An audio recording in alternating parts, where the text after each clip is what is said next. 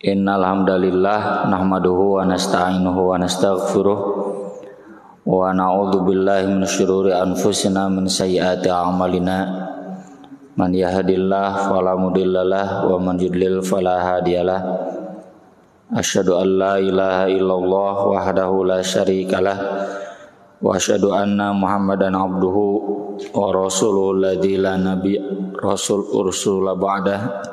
Allahumma sholli wa sallim wa barik ala Muhammad wa ala alihi wa sahbihi wa man tabi'ahum bi ihsan amma ba'd.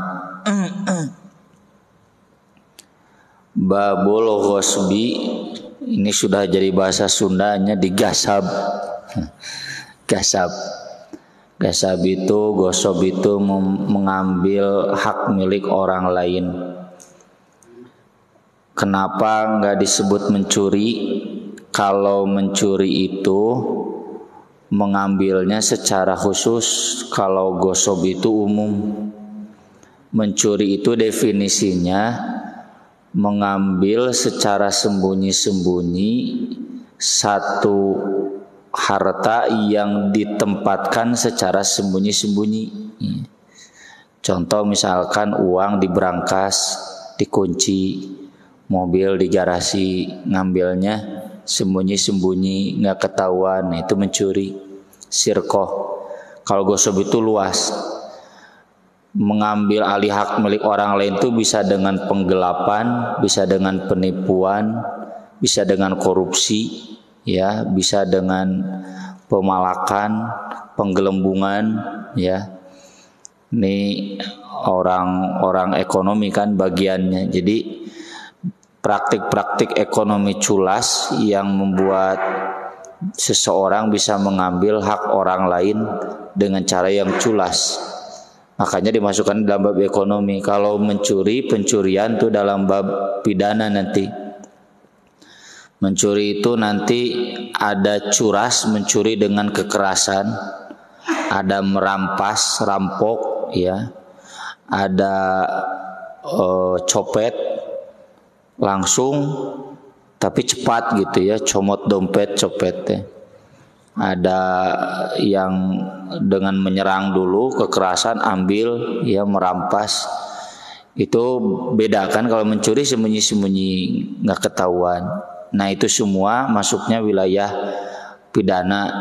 Tapi kalau ini kaitannya secara umum tentang ekonomi, hak milik.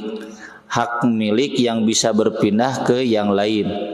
Contoh misalkan beberapa bulan yang lalu saya menyimak berita si Nirina Zubir, ya, yang hartanya, rumahnya, tanahnya beralih kepemilikan ke pembantunya. Nah itu masuk kategori gosab di sini. Jadi lebih umum. Termasuk korupsi juga masuk kategori gosab. Penggelapan, penggelembungan, penipuan, penyimpangan yang membuat seseorang mengambil harta orang lain dengan cara yang tidak hak, itu namanya gosab. Kalau di Al-Quran tuh ayat sesudah ayat saum, wala ta'kulu amwalakum bainakum bil batil wa tudlu biha ilal hukam litakulu fariqam min amwalin nasi bil batil wa antum ta'lamun. Jadi mengambil harta orang lain dengan cara yang batil, dengan cara menyodorkan bukti yang palsu kepada hakim. Jadi main mafia peradilan, ya, mafia hukum, agar kamu bisa memakan harta orang bil ismi, dengan dosa, wa antum ta'lamun, dan kamu tahu. Itu bagian dari gosab juga. Hadisnya yang pertama dari Sa'id bin Zaid radhiyallahu anna Rasulullah sallallahu alaihi wasallam qala. Sa'id bin Zaid ini salah seorang 10 sahabat senior yang diceramahkan oleh Nabi dalam satu ceramah akan masuk surga. Disebutnya 10 sahabat yang diberi kabar gembira akan masuk surga. Al-Ashrah al-Mubasysyirin bil Jannah. Dia sepupunya Umar bin Khattab, karena Sa'id bin Zaid bin Amr bin Nufail. Kalau Umar bin Khattab bin Nufail, akina sama, ya. Rasulullah sallallahu alaihi wasallam bersabda, "Man yaqtata shibran minal ardi zulman," siapa yang mengambil sejengkal tanah dengan zalim, tawaqahullahu iyyahu yaumal qiyamah, Allah akan mengalungkan kepadanya sejengkal tanah itu pada hari kiamat min sab'i arodin, dari 7 lapis bumi. Ya. Di Al-Quran memang bumi itu ada 7 lapis, ya, ada 7 tingkatan, sama dengan langit. Allahul ladzi khalaqa sab'a samawati wa minal ardi mithlahunna. Allah itu yang menciptakan 7 level langit, juga bumi seperti itu, 7 level bumi. Jadi saya terjemahkan 7 lapis bumi. Kalau kata ahli biologi enggak, cuma ada 3 lapis, nyano bener berarti hadis, ahli biologi salah. Kan penelitian itu masih terbatas, ya, terbatas perangkatnya. Kalau hadis mah wahyu pasti bener ti Allah, can kapanggih we gitu. Ini peringatan jangan iktatoa itu mengambil secara tidak sengaja. Gang di depan rumah bapak mertua saya, ieu teh cenajang baheula mah asup roda gede anu genep, nu 8, nu 10 roda cai. Ayeuna mah motor wae ge mah hiji. Kenapa? Biasa anu ngabangun leuwihan sabata. Ya. Bangun lagi, kureak lagi, leuwihan sabata, nolol. Nah itu bagian dari gosok, ya, mengambil hak orang lain dengan cara yang batil. Yang rame dijakutnya RT jeung ruko. Ya. Kalau dan udah diputuskan oleh pengadilan, salah ruko, itu hak pejalan kaki, hak rakyat, kemudian diambil tuh gosok. Hati-hati yang rumahnya di pinggir jalan, ya, itu kan ada bahu jalan, kada tong main beton pagar sendiri padahal lahan milik orang lain atau yang bukan lahannya. Kalau Bapak ada yang lihat foto rumah saya, ya, ketika saya bangun atau bahkan sering upload, rumah saya itu lurus, kayak sorondoyan. Kenapa? Saya udah bilang ke mandornya, sorondayana kalau mau ada sorondoyan pas batas tanah. Jadi batas tanah itu buat teras, termasuk ke atasnya itu sorondoyan itu pas batas tanah. Jangan sampai sorondoyan itu ngambil tanah orang lain, ya. Alasanna ngiuhan, mimitina ada teh. Kayak kuriak, nah dileuwihan. Duh, doraka itu ditindih 7 lapis bumi nanti di hari kiamat, ya.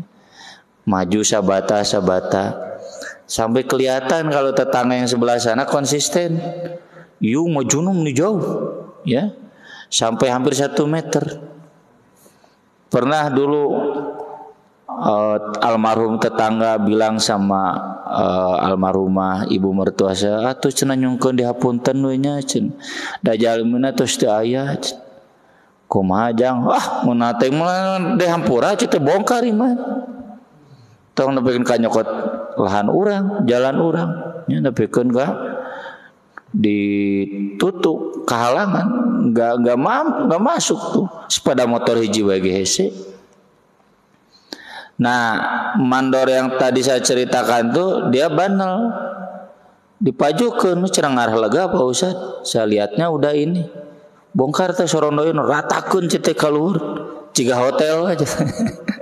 Makanya rumah saya lurus, ya, ke atas nggak ada talang air, jadi mun aya dek ngiuhan moal bisa, ya.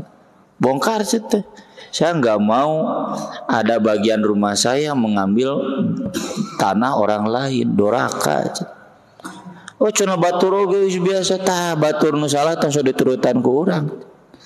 Dan memang si tanah itu contohnya lahan masjid tuh. dina meterana 138 13,8 diukur urang jadi 14 nya panjang nanti 14 meter berarti aya 2 senti gitu lebih tuh nggak boleh saya bilang unurkeun deui cenah. Wah tuh kagok ieu geus kagok ngararata jeung nu lain teh salah. Urang tong salah mun urang sesuai teh data ti BPN kalau 13,8 tong dileuwihan jadi 14 dijegeun cenah ngaralepeng jeung nu lain enggak bisa. Itu harus begitu karena mengambil harta orang lain wah dorakana ditindih 7 lapis bumi. Maka kita pun berhati-hati ya dalam urusan tanah, jangan melebihkan. Kalau bisa seperti yang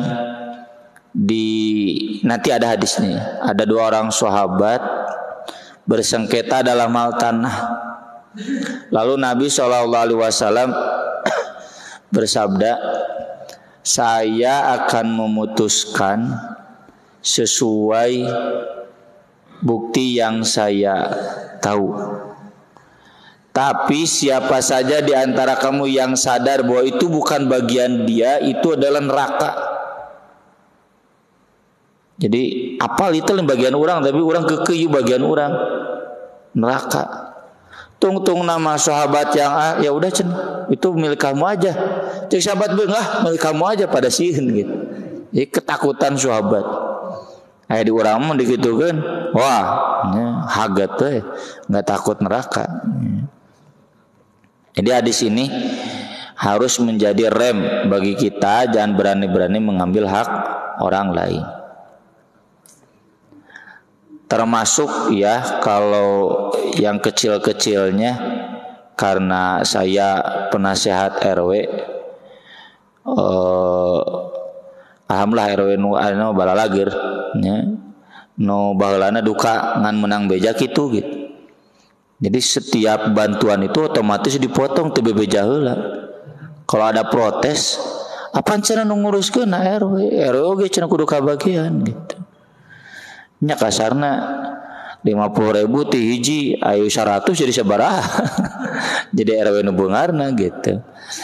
Alhamdulillah pengurus RW sekarang orang-orang yang mapan secara ekonomi, geus lah peupeureuan urang teu mantuan, urang mantuan jasana gitu prinsipna. Jangan sampai kita mengambil hak orang lain tanpa seizin meskipun dengan dalih da geus biasa. Eta geus biasa teh teu ridoeun. Fakir miskin dipotong jatahna 50.000 tina 600.000 saen. Potong jadi 550 teu ridoeun teh. Hatena teu narima itu. Tuh masuk kategori al-muks juga. Al-muks itu pungutan paksa ya. Pemaksaan majeg gitu al-muksnya kalau bahasa Sunda. Kata Nabi kan sohibul muksi finnar. Orang yang motong dengan paksa itu masuk neraka. Jadi harus takut. Ini masuk dari gosok. Kemudian hadis berikutnya dari Anas radhiyallahu an, anna Nabiyya sallallahu alaihi wasallam kana inda ba'di nisaihi. Ketika Nabi sallallahu alaihi wasallam sedang ada di rumah salah seorang istrinya.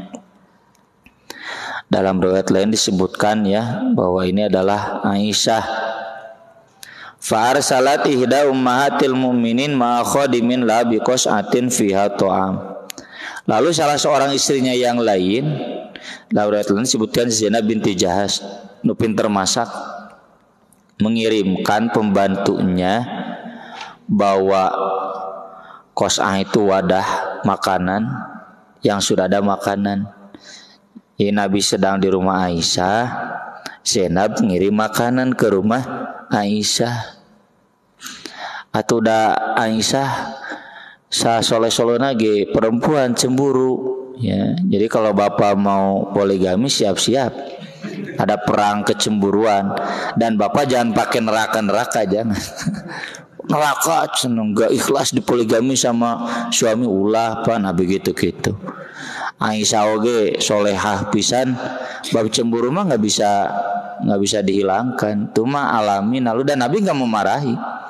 Artinya dimaafkan kalau ada istri pertama atau kedua cemburu ke yang lawannya.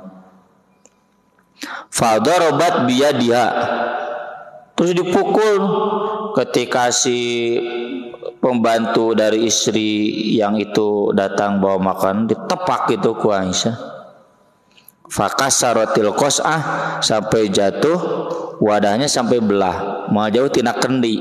Ya, zaman dulu kalau wadah-wadah macam aya seng atau can aya plastik, pasti dari kendi belah. Ya.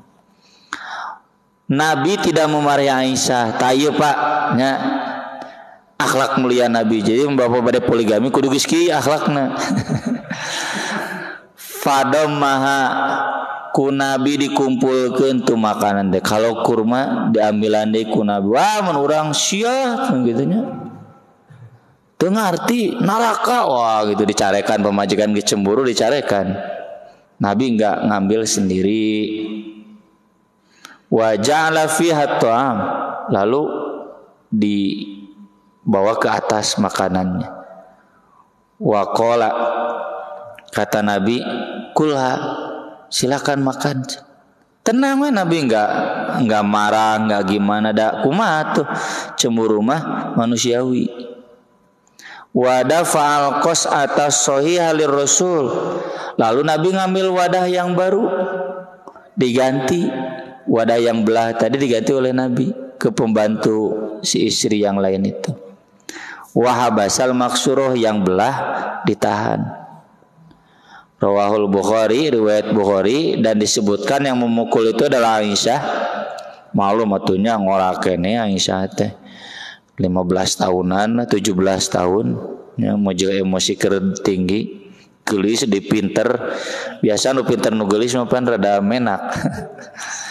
Faqala Nabi sallallahu alaihi wasallam, Nabi dalam riwayat lain disebutkan to'amun bi to'am wa inaun bi ina, makanan diganti makanan, wadah diganti wadah. Nih Nabi marah ke Aisyah enggak, terus kumaha dibantingkeun eta wadahna henteu, ambil sendiri. Makanannya diganti oleh Nabi, wadahnya diganti oleh Nabi. Kata Nabi, silakan makan, udah beres. Jadi ini jadi teladan akhlak Pak bagi kita, apalagi yang istrinya baru satu. Ya, iya Nabi kan dua kieu.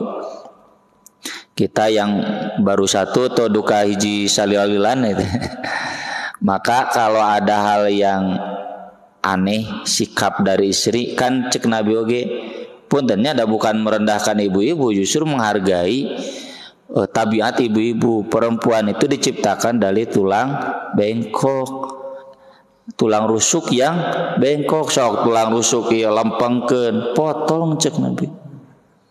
Maksudnya jangan disikapi dengan kasar perempuan itu.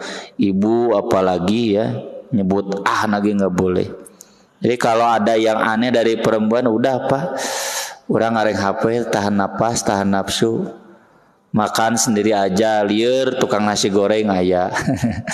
Tinggal gopo deh nama. Ngitong, wah, puting-puting subuh-subuh rame. Dengan istri itu menandakan bapak-bapak bukan ahli ngaji.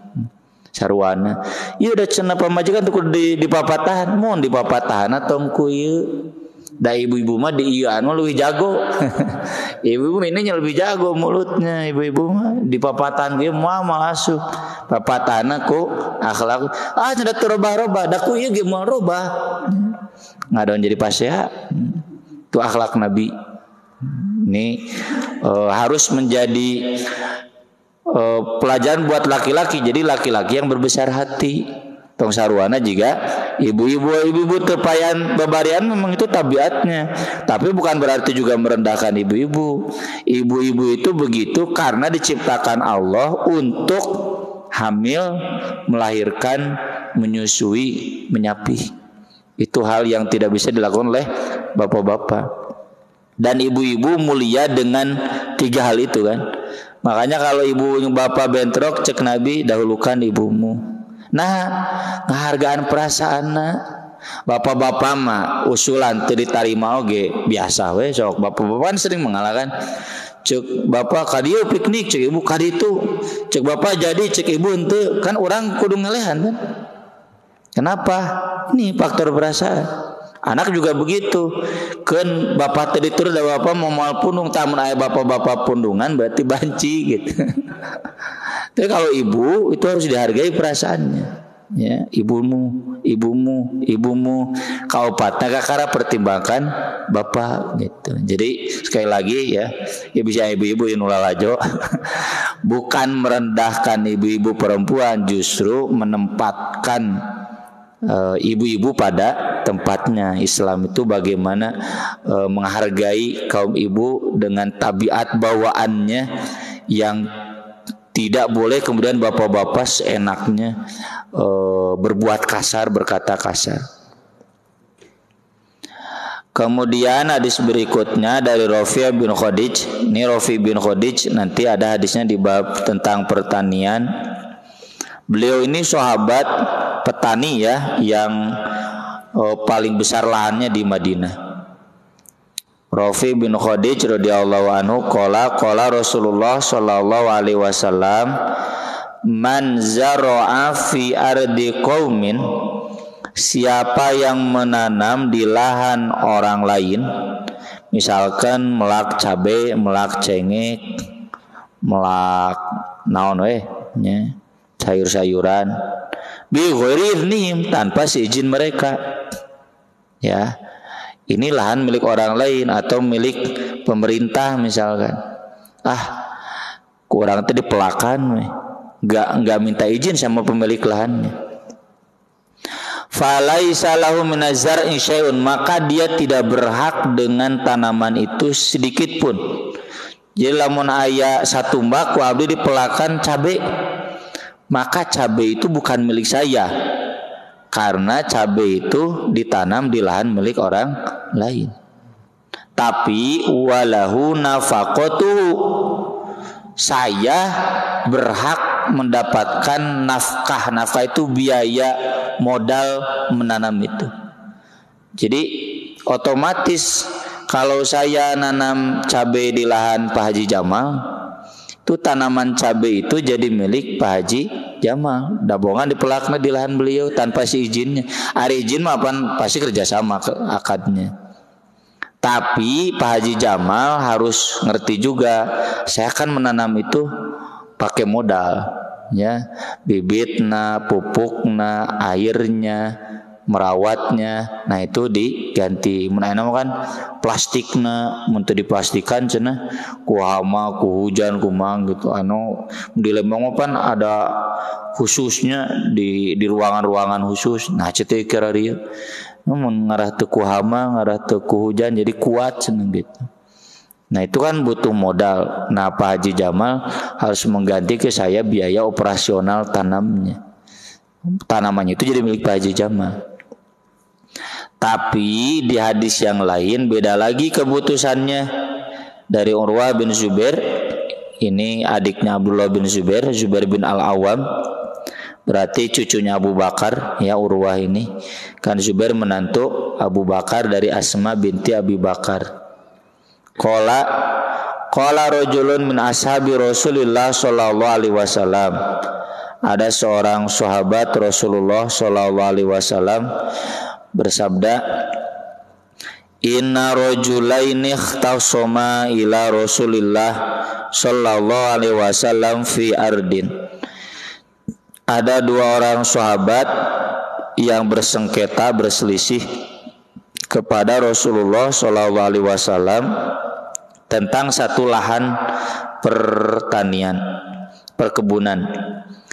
Ghorasa ahaduhuma fiha nakhlan, salah seorangnya menanam di lahan itu pohon kurma.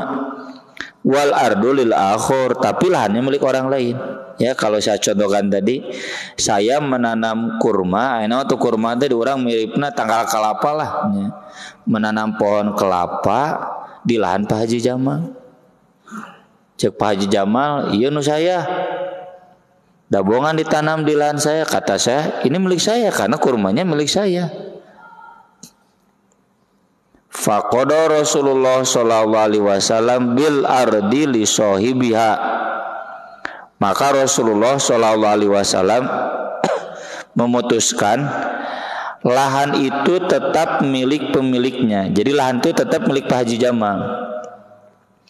Wa amara sahiban nakhli an yakhruja nakhlahu. Lalu memerintahkan pemilik pohon kurma itu untuk mencabuti pohon kurmanya. Jadi kalau dalam contoh tadi, lahan itu tetap milik Pak Haji Jamal.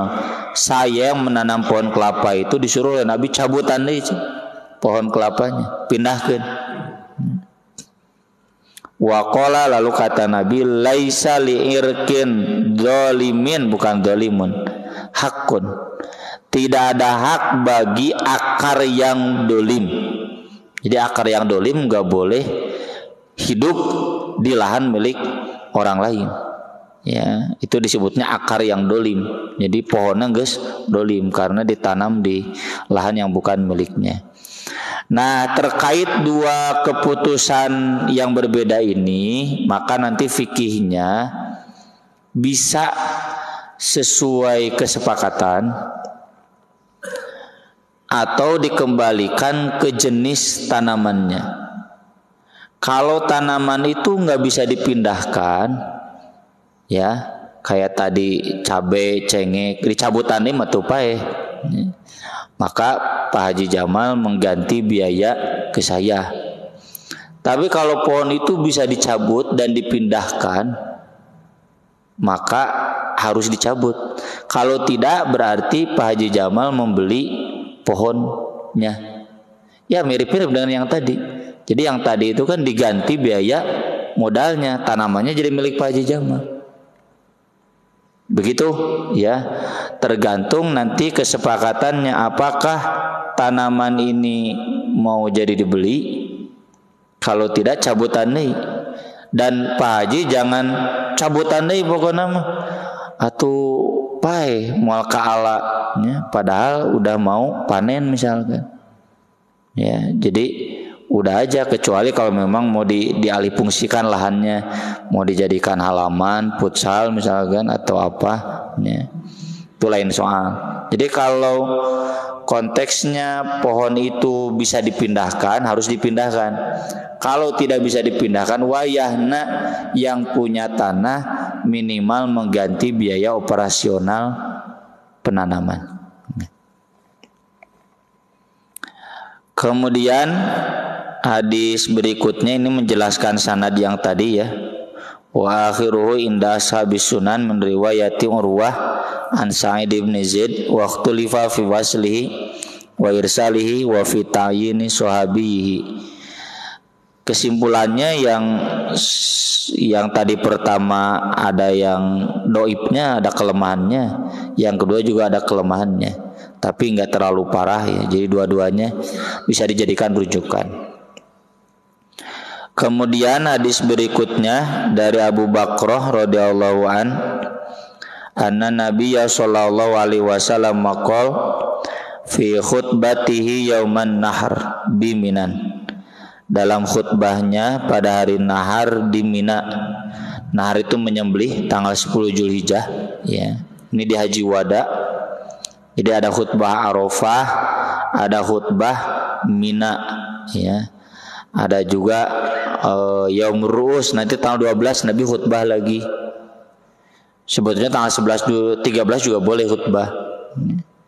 Ada khutbah itu lebar di Mina kercara ricing kerdala likir.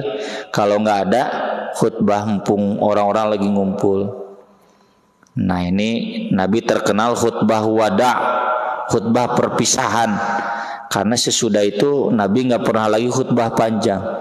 Ini khutbahnya panjang, cuma di sini salah satunya Nabi menyabdakan sesuatu yang penting. Ini sebelumnya dalam riwayat lain Nabi nanya dulu, hari apa ini? Sahabatnya nggak menjawab. Nah, cenah Nabi nanya jika nutu apal wae. Bukankah ini hari nahar? Bala, iya. Udah binanya lagi, bulan apa ini? Sahabatnya nggak menjawab, teh bingung. Nah, Nabi nanya jika nutu apa? Ya pasti Zulhijjah. Lalu Nabi jawab, bukankah ini bulan haram? Bala. Lalu kata Nabi, fi ayyi baladikum hadza? Kalian sekarang sedang ada di tanah apa? Sahabat nggak menjawab karena apa ini maksud pertanyaan Nabi? Dia apa minama tanah Mina, tanah haram? Ya. Lalu kata Nabi, afi baladil haram hadza? Bukankah ini negeri haram? Bala. Nah lalu ini, inna dima'akum wa amwalakum alaikum haram. Dalam riwayat ada tambahan ya, inna dima'akum wa amwalakum wa a'radakum. Darah kalian, harta kalian, kehormatan kalian, nama baik kalian, alaikum bagi kalian sendiri, masing-masing dari kalian, haramun, haram. Arti asal haram itu terhormat. Saking terhormatnya maka terlarang untuk dinodai. Ya, kayak tanah suci kan, asli nama tanah haram. Haromain teh dua tanah haram. Saking terhormatnya banyak pantangan, nggak boleh ini, nggak boleh itu. Ihram itu kan begitu, banyak pantangan. Kurang haramna kan istilahnya haram jadah di urang. Jadi jelek, makanya diterjemahkannya tanah suci. Jadi yang dimaksud bulan haram itu bulan suci, tanah haram itu tanah suci. Nah ini haram pun demikian. Darah itu suci, kehormatan itu suci, harta orang lain itu suci. Maksud haram itu nggak boleh ternodai, nggak boleh dinodai. Kahurmati yaumikum hadza, seperti haramnya hari kalian ini, fi syahrikum hadza, di bulan haram kalian ini, fi baladikum hadza, di negeri haram kalian ini. Kalau tanah haram awalnya Makkah saja. Lalu Nabi mengumumkan, ini haramtul Madinah kama harrama Ibrahim Makkah. Saya menetapkan Madinah sebagai tanah haram sebagaimana Nabi Ibrahim dulu memohon Makkah dijadikan tanah haram. Rabbi ja'al hadzal balada amina. Nah maka disebut haromain. Haromain teh dua tanah suci, Makkah dan Madinah. Kalau Palestina bukan tanah suci, itu hanya ada masjid para nabi saja, Masjidil Aqsa. Aqsa itu artinya jauh, ya. Masjidil Aqsa itu masjid yang jauh. Kenapa jauh? Ya dibandingkan dengan Masjidil Haram, jauh. Masjid Nabawi lebih dekat. Negeri haram ada batasnya ya. Pelangnya juga ada haram inshiur. Ya, jadi batas akhir haram di sini. Udah ke sana itu sudah bukan tanah haram. Di antaranya haram dimasuki orang-orang kafir tanpa izin. Izinnya boleh misalkan buat masang sound systemnya orang Jerman di Masjidil Haram. Nah pasti nage lain buatan Saudi, pastinya buatan Jerman atau dari luar negeri itu boleh. Kereta cepat kan bukan buatan Saudi, pasti buatan itu boleh. Tapi kalau tanpa izin haram, nggak boleh. Makanya ketika ada orang Israel bikin video begitu, langsung dipanggil kan, dihukum. Maksud hadis ini, sejak zaman jahiliyah orang meskipun memusuhan datang ke tanah haram eureun memusuhan. Orang meski saling rampas di bulan haram perek ngarampok nanti. Ieu sabodo-bodona orang jahiliyah masuk bulan haram libur teh malingna, libur perangna ya. Bulan haram kan 4 ya. Dzulqa'dah, Dzulhijjah, Muharram, ini berturut-turut, satu lagi Rajab. Itu mau bulan pantangan, orang jahiliyah sekalipun gak mau. Nah, Nabi mengumumkan haram itu bukan hanya di 4 bulan haram, sepanjang tahun. Haram itu bukan hanya di tanah haram, nggak boleh berperang itu, nggak boleh mencuri itu, nggak boleh yang lain-lain yang haram. Tapi di semua wilayah juga nggak boleh membunuh, nggak boleh mencuri darah, harta. Dan memang mohon maaf ya, Ini kita mengalami satu sejarah kelam. Baru saja Nabi SAW wafat, darah itu sudah berceceran. Bukan karena perbedaan agama, tuh kata para ulama sepakat, tapi karena kekuasaan politik. Makanya ini hati-hati kita di tahun politik, jaga gitu, jangan sampai saling hantam, saling merendahkan, apalagi sampai saling merampas, saling membunuh. Dan alhamdulillah di kita ukuran ieu mah puntennya beli bahasa abdi salah gitu. Kita masih lebih soleh dari generasi salaf. Ya. Makanya ku para ulama mensalaf nyebut salaf pasti pakai soleh. Lantaran aya salaf anu henteu soleh. Salah salaf nu teu soleh teh itulah yang membunuh Umar, yang membunuh Utsman, yang membunuh Ali. Itu ketika Daulah Umayyah diambil alih ke Daulah Abbasiyah, istana di Damaskus itu banjir darah. Itu sejarah itu. Di urang mah peralihan kekuasaan ti SBY ka Jokowi, alhamdulillah nya bentok-bentok saeutik malah ya dimaklum. Jadi mohon maaf kalau tadi bahasa saya salah, kita lebih baik dalam ini dibanding generasi salaf yang tidak soleh tentunya. Dan itu karena punten sistem demokrasi. Ya, itu real ya, hasil penelitian fakta. Maka dari itu mohon maaf ke rekan-rekan yang gak setuju, sabobrok-bobrokna demokrasi masih ada masalah jeung kapaksa kurang diterima. Karena belum ada sistem yang lebih baik. Inginnya kata Pak Nasir demokrasi Islam, teistik demokrasi, ngan Bung Karno dan konco-konconya nggak mau. Ingin demokrasi sekuler, demokrasi Pancasila. Ya kita terima we. Jadi maksud saya ya kita ikut pemilihan tapi nggak usah berdarah-darah, daripada Bapak Alim ikut pemilihannya mangawai, jangan sampai berdarah-darah. Aku lo qouli hadza wa astaghfirullah li wa lakum subhanakallahumma bihamdik asyhadu an la ilaha illa anta astaghfiruka wa atubu ilaik. Wassalatu wassalamu ala Rasulillah. Wassalamualaikum warahmatullahi wabarakatuh. Si kedua tanya jawab, mangga beli anu bade ngabalakan Pak Haji Camat mangga. Mangga. Itu mengenai tanaman. Kalau Bapak kita pada tanaman yang memang ditanam bukan tanahnya, di pinggir jalan. Ini kadang-kadang saya kebetulan kerja juga di sana, kadang-kadang ada semacam diskusi antara kadang-kadang cuma kedua hal itu bisa diambil orang lain, hak milik daripada yang menanamnya, yang bertanaman itu. Itu. Yang kedua, kalau ada tanaman terus ditanam, terus pokoknya itu kan tetangga sebelah. Apakah itu buahnya itu milik tetangga sebelah atau dikembalikan kepada yang menanamnya? Itu sebentar. Yang pertama, tanaman yang ditanam di milik tanah orang lain kembali ke di jalan, ya. Itu berarti bukan di lahan milik dia. Harus ada izin dari pemiliknya, pemerintah.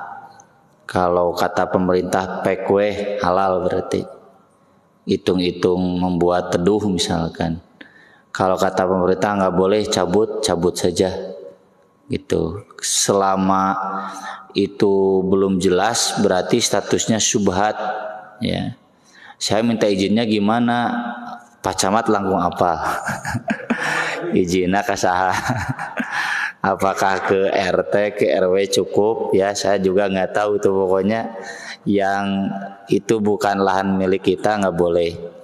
Nanti bedakan Pak dengan lahan yang tidak berkepemilikan, namanya lahan tidur, lahan mati, ihyaul mawat, itu mah harus. Kalau ada lahan yang tidak ada pemiliknya dan lahan itu mati, itu harus dihidupkan. Harusnya bukan wajib, sunat. Kalau yang kita bahas ini lahan yang bukan milik kita tapi milik orang lain. Ya, itu jelas harus seizinnya. Kalau tidak mengizinkan, wayahna dicabut gitu. status buahnya gimana sampai ada izin jelas itu milik kita ya. Kalau dia tidak mengizinkan tadi teh suatu ganti rugi buah saya sudah saya tanam gitu. Yang kedua terkait gimana tadi Pak Haji? Oh iya, buah yang dahannya ke tetangga sebelah ini juga harus ada bahasa ya. Kalau kita meninggikan bangunan saja kan harus ada bahasa, harus ada izin. Demikian juga pohon. Kalau tetangga tidak ridho, potong. Ya, rantingnya dipotong. Tapi insya Allah tetangga ridho ngan sing ngarti we Pak Haji. Piraku teu mere-mere acan gitu. Dan itu hemat saya masuk pada urfi ya. Urfi itu adat, sesuatu yang sudah biasa. Kalau status tanamannya tentu milik bubuhannya milik tanaman pemilik tanaman, bukan milik tetangga meskipun nyorondoi ka tetangga. Tapi di sini bagian adat istiadat yang sudah lumrah berlaku. Mun ditakdirkeun tetanggana kada demes, potong we Pak Haji si rantingnya sebatas lahan kita. Tapi insya Allah dari tetangganya sesama jamaah masjid mah kada demes, cuma Pak Haji wajib surti. Ya. Piraku teu bere-bere acan gitu. Begitu Pak Haji. Mangga. Kalau tadi Pak Camat menyampaikan pohon yang ditanam di bahu jalan. Sekarang pagar kapot misalnya karena mobil yang panjang, jadi melebihi tangga dia gitu. Teman saya komplek banyak gitu. Itu gimana Ustaz? Itu yang tadi saya sebutkan, itu berarti sudah siap ditindih 7 lapis bumi itu. harus dipaskan. Ya, harus dipaskan. Mumpung belum ketahuan sama RT, nanti dipiralkan. Kalau ketahuan ini misalkan sebenarnya tiap rumah udah punya hardcode ya, tapi karena dipakai penggunaan yang lain, jadi mobil taruh di jalan gitu misalkan. Kan masalah perkotaan seperti itu. Di komplek juga banyak sebenarnya dia punya lahan buat parkir sebenarnya, tapi dia nggak pakai gitu, pakai usaha yang lain misalkan. Jadi mobil di jalan seperti itu. Atau mungkin ini pusat perilaku misalkan kaitan sama ekonomi misalkan di trotoar berjualan sebenarnya nggak boleh dipakai, atau mungkin kita berkendaraan bukan jalurnya naik ke trotoar dan segala macam, itu gimana Ustaz kayak gitu? Yang pertama parkir dulu ya, itu pasti melanggar dan ketua DKM di Cimahi itu sering diumumkan di masjid. Itu bapak-bapak menghalangi jalan, mengambil hak orang lain. Udah cenah parkirkan di masjid sambil infak di masjid. Itu pasti melanggar. Kalaupun ada izin dari RT, saya curiga itu belum seizin masyarakatnya gitu. Ya, kecuali kalau ada kesepakatan dari masyarakatnya, lahan milik masyarakat, silakan pakai, itu lain soal. Ya, jadi ini konteksnya memarkir di lahan milik orang lain. Saya tinggal di gang sempit. Itu nuju zaman ngadorong roda pembangunan masjid, kaganggu taku motor nu palalarkir teh. Capek gogorowokan. Alasannya nggak ada lagi lah. Yang salahnya kenapa itu rumah nggak disetting buat parkir motor. Pehakeun kabeh. Saya pernah punya motor 2, dilebatkeun Pak Haji, nu hiji ka bumi ruang tamu, nu hiji ditaikeun ka ruang kerja saya. Pak tuh cenah di luar we jiga batur moal ngaheurinan doraka. Jadi yang punya parkir di jalan tuh jangan ya. Bapak yang punya rumah 2 jadikan sewa lahan parkir. Tah parkir dinya halal. Atau kalau mau di sini di masjid tapi mayar ke masjidnya. harus ke masjid bayar itu. Kalau ada kemudian kesepakatan bersama ya, tapi betul-betul sepakat RT RW itu karena keterbatasan itu silakan ya. Tapi kalau hukum asalnya pastinya itu adalah menyimpan sesuatu di lahan yang bukan milik dia, nggak boleh. Saya sekarang udah punya mobil mahal-mahal oke, ukuran saya mahal, sabulan 550 teh mahal keur abdi. Bayar we. Ngajan sarua jeung kontrak imah gitu keur ukuran di lembur saya. Lah cenah Ustaz cenah parkirna ge jiga ngontrak bumi nya bae we daripada saya simpan di kayak orang lain ya di sisi jalan gitu, enggak mau ya. Yang kedua, orang yang dagang di trotoar itu sudah jelas haram. Itu udah ada di pelajaran PPKN juga. Trotoar peruntukannya untuk pejalan kaki. Tuh anak saya protes, kenapa Pak cenah pilihannya cuma 3 naon gitu, pan buat dagang cenah. Karaos abdi Pak, kalau saya jalan-jalan bawa anak sesapedahan, itu di bahu jalan bahaya. Mau di trotoar beak kuno dagang. Urang ngaliwat diomongan kuno dagang, najoroh teh sanu salah itu. Oh atuh cenah itu legakeun di jalan. Nya urang teh moal budak teh sieun kasabet di jalan enggak aman. Sesapedahan teh aman, apalagi anak kecil, ya kan didorong ku kita teh kadang dibetot. Budak teh kadang malawung. Kalau di trotoar aman, minimal mobil nyerepet paling kan trotoar kan gitu. Tapi trotoarnya sudah diaman-aman tuh sejak zaman pada Darusada sudah aman-aman di kota Bandung. Ngan beuki ngeunah nu dagang. Dan mereka meminta izin sama pejalan kaki. Ya. Termasuk motor yang naik ke trotoar itu nggak boleh. Matakan ku netizen mah dirujak mah gitu. Ya. Tapi kalau alasannya kedaruratan, ya, ini bawa orang sakit misalkan, ya, ambulan naik ke trotoar teu naon teh darurat mah. Tapi kalau selalu seperti itu sehingga trotoar tidak nyaman untuk pejalan kaki, itu jelas mengambil hak orang lain, nggak boleh, ya. Begitu Pak Haji. Yang lain, mangga. Ini apakah hanya sebatas hak milik atau misalkan kayak contoh tadi itu ada bantuan dipotong, itu masuk kategori itu juga? Gosip. Jadi mengambil hak orang lain tanpa hak. Itu masuk gosip, itu umum.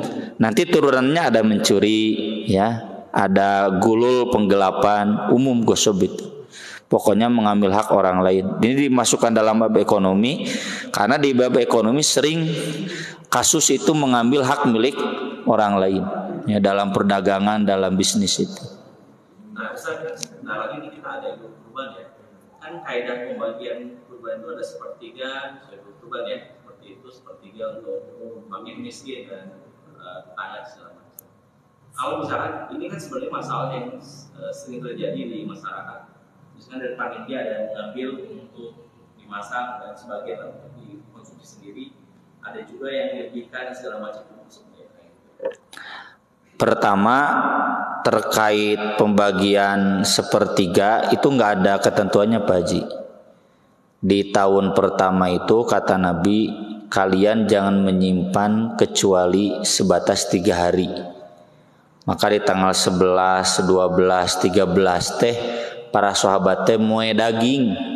Moe teh bahasana teh tasyrik. Makanya 11, 12, 13 disebut hari tasyrik. Moyan teh bahasa Arab teh tasyrik, ya, menunggu matahari terbit, sinar matahari terbit. Tapi di tahun berikutnya kata Nabi, silakan simpan sebebas kamu karena tahun kemarin min ajlid dafah. Dafah itu banyak orang-orang gunung datang ke Madinah pingin daging. Tapi tahun depannya nggak ada lagi. Kenapa? Karena sudah banyak yang kurban di gunungnya. Nya jika diurang disigi-sigana diri Pak Hajinya. Muti soreang murunya araraya kadadari teh. Wah, muti lembur ti Ciwidey. Kayak Masjid Agung enggak ada warganya tapi ngabagikeun kurban pangriweuna wae. Di mana eta? Wah, di mana-mana. Nah, itu dafah itu. Karena banyak dafah kata Nabi, kalian jangan menyimpan lebih dari 3 hari. Harus habis untuk jarak 3 hari, jangan nyimpan untuk hari keempat, kelima. Wah, enak mah pun boja dibuka kulkas teh freezer aya keneh kurban tahun kamari. Ulah cenah ieu kurban tahun kamari aya keneh gitu. Itu dikembalikan pada sejauh mana banyaknya fakir miskin. Jadi kalau aturan kayak zakat fitri ya, zakat fitrah ini nggak ada. Jadi kembali di sini kesepakatan antara panitia kurban dengan yang berkurban. Hanya yang jelas panitia kurban harus memberikan hak buat pekurban. Pekurban juga tentu harus memberikan hak buat fakir miskin. Jangan sampai cek panitianya nggak saya urus kemana sorangan. Bakatku deadlock ya dalam rapat itu, panitia kurban pengen begini, yang berkurban pengen begini, nggak para ngomong nggak saya urus kemana sorangan tong dikadekan, kan nggak bagus juga itu ya. Jadi kesepakatan. Kemudian yang berikutnya tentang konsumsi panitia ngambil daging dari yang berkurban itu memang kurang elok. Kalau saya menyebutkan haram, ente daging kurban mete haram. Tapi Nabi SAW kata beliau, kunna nu'tihi min indina. Yang ngurus daging jaga, jawaban Nabi juga ada jaga. Jangan ngambil dari sana, nanti dari kami. Maka sudah sejak lama di kami buat konsumsi panitia kurban itu beli aja ke pasar. Jeung tong daging sapi engke kanu daging kurbana jenuh gitunya jemu daging hayam ngarah teu sebel ke kanu daging kurban. Jadi jangan ngambil dari san. Dulu awal-awal ketika saya awal jadi remaja begitu memang biasanya. Ulah daging kurban mah udah aja utuh buat yang berkurban, buat fakir miskin. Kalaupun panitia dapat itu dapat dari bagian yang berkurban ya. Makanya kalau panitia di saya kemarin akadnya 2 kilo buat pekurban itu 2 kilo daging utuh yang bagus, cokor sebelah ya, dalamun hiji opat kurang pan 3 deui jadi sabelah hijina deui jang ustad. Jadi sabelah kemudian gantingan 30 dikurangi 5 buat panitia gitu. Jadi akadnya itu begitu. Yang 25 buat yang berkurban. Tapi akadnya itu 35 diberikan buat panitia. Itu silakan diatur-atur. Kalau aturan persentase harus 1/3, 2/3 enggak ada. Mangga nu sanesna. Cekap. Ya, cekap atur nuhun. Insyaallah nanti kita sambung dengan bab syuf'ah ya. Aku qouli hadza wa astaghfirullah li wa lakum subhanakallahumma bihamdik asyhadu an la ilaha illa anta astaghfiruka wa atubu ilaik. Wassalatu wassalamu ala Rasulillah. Wassalamu alaikum warahmatullahi wabarakatuh.